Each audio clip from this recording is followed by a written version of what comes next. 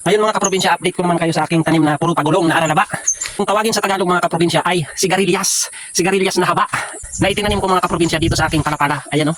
Kung palapala yung pinapagapangan mga kaprobinsya, ayan o.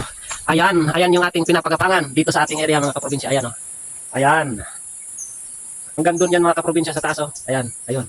So ayan. Yung palapala o pinapagapangan sa ating mga tanim na mga pwedeng sitaw na basta gumagapang mga kaprobinsya tulad ng sigarilyas. So update ko kayo mga kaprobinsya dahil buhay na mga kaprobinsya yung ating mga tanim dito. Pakita ko sa inyo mga kaprobinsya. Ayan mga kaprobinsya oh. Ayan. Gumagapang na siya mga kaprobinsya at kaya nilagyan ko ng ayan oh, gapangan niya mga kaprobinsya. Ayan oh. Yan po ay sigarilyas na haba. So ayan, napakarami mga kaprobinsya. Ayan oh, ayan, buhay na sila. Ayan oh, Uy, may pumiste mga kaprobinsya. Ayan oh. Kinain siguro ng manok natin. So ayan, napakarami mga kaprobinsya ng ating tanim-tanim dito. So itong ayan pa oh. Ayan, buhay na buhay. Uy, may naipit mga kaprobinsya. Ayan. Kaya kailangan din ng monitoring talaga. Monitoring sa ating mga tanim mga kaprobinsya. Tulad niyan, medyo na dadamuhan na. Kailangan natin ng monitoring.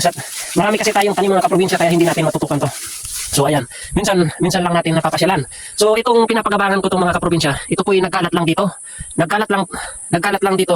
Kalat lang dito mga kaprobinsya. Ayan oh, yung dulo ng kawayan. Kaya naisipan ko mga kaprobinsya, sa halip na mabulok lang siya diyan sa isang tabi, ginawa ko na pagapangan ng ating mga gulay-gulay dito sa ating area. So napakaganda mga kaprobinsya kapag tayo ay creative. O nag-isip tayo ng paraan para mapakinabangan natin yung mga bagay-bagay dito sa ating area na kung saan patako na lang o mabubulok lang sa isang tabi. So napapakinabangan pa natin. Ayan o. Ayan mga kaprobinsya. So ayan ang update dito sa ating munting puro pagulong mga kaprobinsya. So ayan o Ayan mga kaprobinsya o. Ayan. Hanggang doon mga kaprobinsya. Kaya update ko kayo kapag gumapang na sila lahat mga kaprobinsya. Ayan o.